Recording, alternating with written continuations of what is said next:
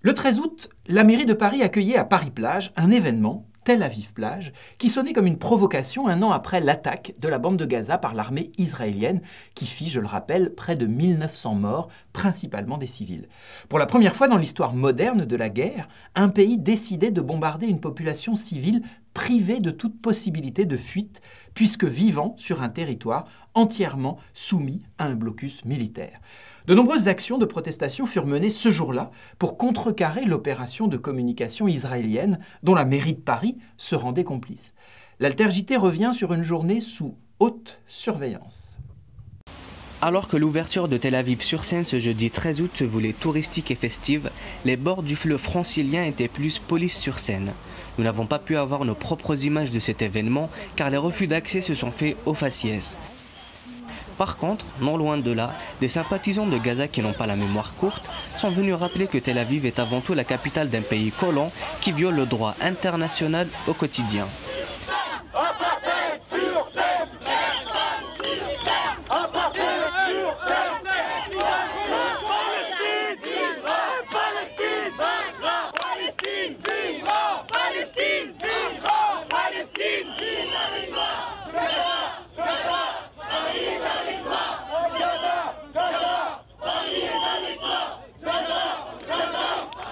BDS, la campagne BDS a organisé cette protestation aujourd'hui, donc aujourd'hui jeudi 13 août, une protestation contre l'opération Tel Aviv.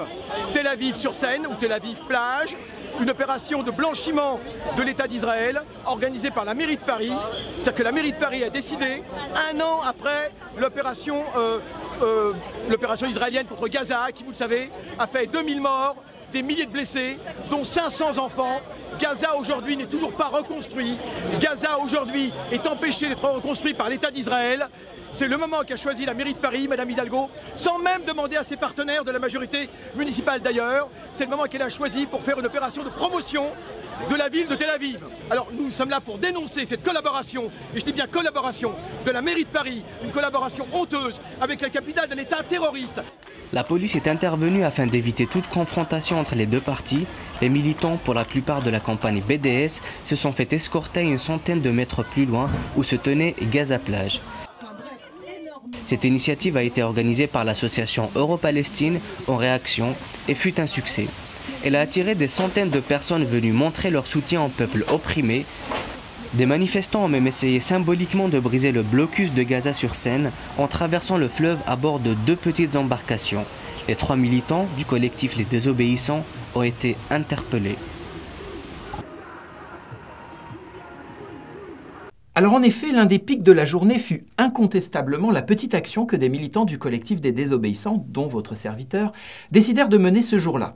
Comme on le voit sur ces images, nous avons tout simplement mis 2 canots pneumatiques à la Seine pour aller protester au large de Tel Aviv plage, dit apartheid sur Seine. On a été vivement pris à partie par des policiers de la brigade fluviale, probablement furieux que nous ayons pu mener à bien notre opération malgré le déploiement de 500 policiers. Notre action se voulait pacifique et un hommage aux militants de la flottille de la liberté qui tentèrent en 2010 de briser pacifiquement le blocus militaire israélien contre Gaza. 9 de ces militants avaient d'ailleurs été assassinés purement et simplement par l'armée israélienne. Nous étions 3 sur l'eau et nous avons tous été emmenés au commissariat. 2 d'entre nous ont été ensuite convoqués à une audition pour répondre de multiples infractions dont la plus cocasse n'est autre que l'attroupement armé, à cause de la pagaie apparemment. N'hésitez pas à nous aider à faire face au coût de l'opération et aux frais juridiques en faisant un don sur le site désobéir.net.